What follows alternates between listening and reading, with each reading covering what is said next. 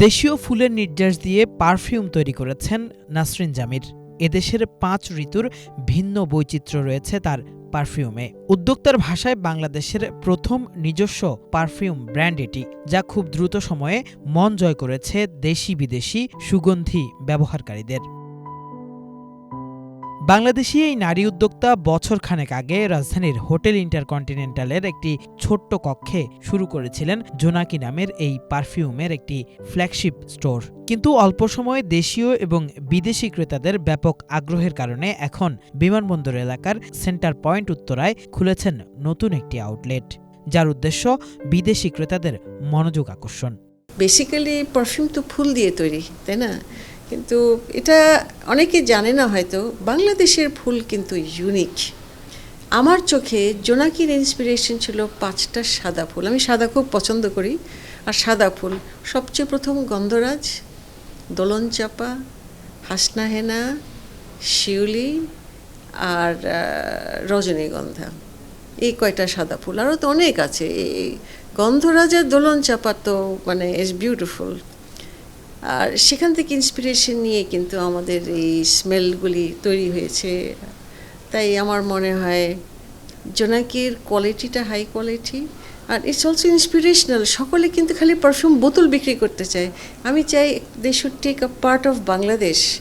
বাংলাদেশের একটা ছোট জিনিস যেন নিয়ে যায়। সেকেন্ডলি, ওখানেও তো ফ্ল্যাগশিপ স্টোরে মানে অনেক সেল হয়েছে, মানুষও যেতে পছন্দ করে।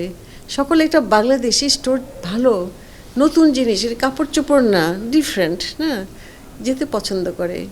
তখন আমি মনে হলো যে না, সেন্টার পয়েন্ট একটা করা উচিত। এটা এয়ারপোর্টের কাছে, দুটো বড় বড় হোটেল হচ্ছে, ক্রাউন প্লাজা, ইন্টারকন্টিনেন্টাল।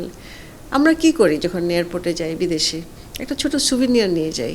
তাই আমার মনে হয় বাঙালি হোক বিদেশি হোক, আমি বেসিক্যালি চাই আমাদের বাঙালিরা যারা বাইরের থেকে আসে দেশে, এত গর্বিত হয়ে আসে, একটা ছোট জিনিস সুভিনিয়ার নিয়ে যাবে।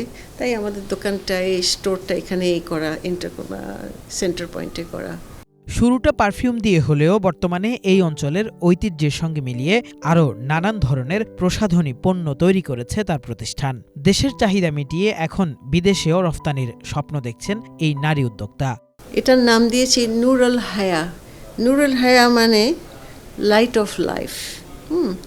লাইট অফ লাইফ আমার মনে হয় এটা একটা মোগল এরাকে রিপ্রেজেন্ট করে।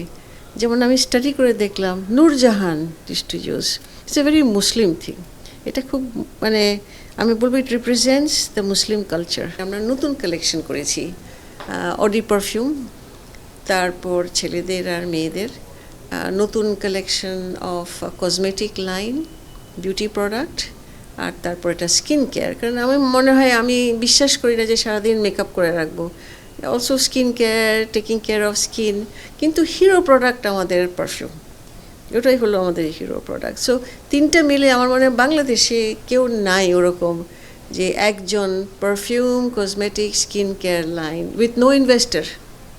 কোনো ইনভেস্টার নাই কিন্তু।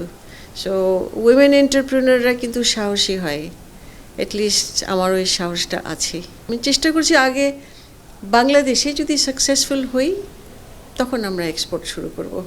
নাসরিন জমির একজন ইন্টেরিয়র ডিজাইনার। কানাডা থেকে উচ্চশিক্ষা নিয়ে দেশে ফিরে হোটেল সোনারগাঁও ও ইন্টারকন্টিনেন্টাল সহ অনেক বড় বড় প্রতিষ্ঠানের ইন্টেরিয়র ডিজাইন করেছেন। হঠাৎই শখ থেকে করেন পারফিউম ডিজাইন। বাংলাদেশের সাদা ফুলগুলোর নির্যাস দিয়ে তৈরি করেন পারফিউম। কিন্তু এই যাত্রা খুব সহজ ছিল না এই নারী উদ্যোক্তার জন্য। ইন্টেরিয়র ডিজাইন অনেক দিন করেছি তো, হয় কি একটা জিনিস করতে করতে না একটা বোর্ডাম আসে। শুধু বোর্ডাম না, আমার মনে হলো ইন্টেরিয়র ডিজাইনটা সীমিতভাবে খালি হোটেল আর বাড়িঘর আর অফিস তার মধ্যে থাকা উচিত না। এটা টেক্সটাইলে হতে পারে, প্রোডাক্টে হতে পারে। তখন আমার মনে হলো এটা ডাইভার্সিফিকেশন করি। তো সেই ডাইভার্সিফিকেশনে ভাবলাম কোন জিনিসটা, স্টাডি করে দেখলাম পারফিউম। কেন আমাদের দেশে আমাদের আওয়ার ওন প্রোডাক্ট। সো এই পারফিউমটা আমাদের নিজস্ব প্রোডাক্ট শুরু করলাম। পারফিউমটা তৈরির প্রক্রিয়াটা আমি বলবো, আমি তো চেষ্টা করেছি বাংলাদেশে আগে শুরু করতে, বাট এটাতে কেমিস্ট্রি, খুব প্রফেশনাল কেমিস্ট্রির প্রয়োজন হয়। আর এটা কেমিক্যাল ল্যাবরেটরি লাগে। তো আমি অনেক জায়গায় গেছি বিদেশে, এই সাউথ ইস্ট এশিয়াতে গেছি, যেখানে একটা ভালো কেমিস্ট আর ভালো ল্যাবরেটরি খুঁজতে চেয়েছি। ফাইনালি আমি দেখলাম মালয়েশিয়াতে একটা খুব ভালো ফ্যাক্টরি যেটা পারফিউম বানায়, আর একজন কেমিস্ট, মানে ওরকম অনেক কেমিস্ট থাকে, বাট ওদের অভিজ্ঞতা 20 বছর, 25, 30, সত্যি অনেক জানে। তো ওরকম ল্যাবরেটরিতে শুরু করলাম কাজ। উইমেন এন্টারপ্রেনারদের কিন্তু সহজ না বাংলাদেশে, কিন্তু পৃথিবীর সব জায়গায় ইটস নট ইজি, বাট আপনার লেগে থাকতে হবে। ইন্টেরিয়র ডিজাইন থেকে বড় চ্যালেঞ্জ এখানে, কারণ আমার তো কোনো পার্টনার ছিল না, নো ইনভেস্টার। ব্যাংকে গেছি, সকলে বলে হাজব্যান্ডের সই আনেন, ভাইয়ের সই আনেন। আমি বলেছি না, আই এম দ্য এন্টারপ্রেনার, কী কারণে আমি আমার হাজব্যান্ড বা ভাই কার সই লাগবে, নিব না। সো অনেক ব্যাংক যাওয়ার পরে একটা ব্যাংক আমাকে ট্রাস্ট করলো যে হ্যাঁ, মহিলা entrepreneur, maybe she will do. Managing director অনেক ট্রাস্ট করেছে যে no, I think you can do. তো শুরু করলাম, 2টা শোরুম করলাম, খুব গ্র্যাজুয়াল। আমি বলবো না, আমি খুব স্লো ধাপে উঠেছি, এমন না যে বিরাট ধাপে হয় না, you have to follow steps. তবে নাসরিন মনে করেন, দৃঢ় মনোবল আর উদ্ভাবনী চিন্তা থাকলে নারীরাও এগিয়ে যেতে পারে অনেক দূর। পরিবারের বন্ধন অটুট থাকাকেও নিজের সফলতার অন্যতম মূল মন্ত্র বলে মনে করেন তিনি। কানাডায় ছিলাম, লেখাপড়া করেছি কানাডাতে, so as an interior designer ওখানেই লেখাপড়া করেই এসেছি। বাট আমি কখনো কোথাও চাকরি করি নাই, বাট অ্যাজ ইন্টেরিয়র ডিজাইনার অনেক রিটেনারশিপ ছিল। আমি কখনো কোথাও চাকরি করতে চাই নাই, আমি সবসময় চেয়েছি I should have my own company. তো আমাদের নিজস্ব কোম্পানি এস্টাবলিশ করেছি লেট 80s। আমার প্রথম কাজ ছিল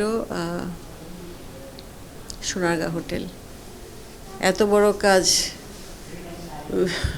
টেন্ডার দিয়ে, টোটালি অন মেরিট, এই কাজ তো জীবনেও ভুলবো না। It's a fabulous work. But বলবো to balance family life, children, কাজ, কখনো এটা ফুল ব্যালেন্স হয় না। তাও আমি বলবো আমার ধৈর্য আছে অনেক, না মানে আমি ওরকম যখন শুরু করেছি ওরকম অ্যাম্বিশিয়াস তো না, কারণ আমার ফ্যামিলি অনেক ইম্পর্ট্যান্ট। সো কাজটাও করেছি, আর এটাও চাচ্ছিলাম, আমার হাজব্যান্ড একজন গভর্নমেন্ট সার্ভেন্ট, হ্যাঁ, এটাও চাচ্ছিলাম যে দুজন মিলেই একটা রোজগার করে ফ্যামিলিটাকে চালাই। সো আমিও রোজগার করছি, সেও রোজগার করছে, সব মিলায় ফ্যামিলিটাকে আমরা গড়ে তুলেছি। মানে আমার ফ্যামিলি লাইফটা খুব ভালো ছিল, কারণ হ্যাসেল ফ্রি। ছেলে পেলে বলেন, হাজব্যান্ড বলেন, we are a nice family. আমি খুব রেসপেক্ট করি আমার হাজব্যান্ডকে, কারণ আমার মনে একটা মেয়ের হাজব্যান্ডকে রেসপেক্ট করাই উচিত। আমি মনে করি এটা হওয়া উচিত। পার্টনারশিপে সবসময় কাজটা ভালো হয়। আমি মনে করি এডুকেশন খুব ইম্পর্ট্যান্ট। যতই মহিলা এন্টারপ্রেনার হোক, খালি ওই উইমেন এন্টারপ্রেনার দিয়ে হবে না, you have to study, you have to be with the trend. আপনার প্রোডাক্টটাকে যদি আপনি ভিজিবল করতে চান, you has to be digital. নারী উদ্যোক্তাদের সফলতা পেতে গতানুগতিকতার বাইরে কিছু করারও পরামর্শ দেন এই সফল উদ্যোক্তা। কেফায়েত শাকিল, বাংলা ভিশন, ঢাকা।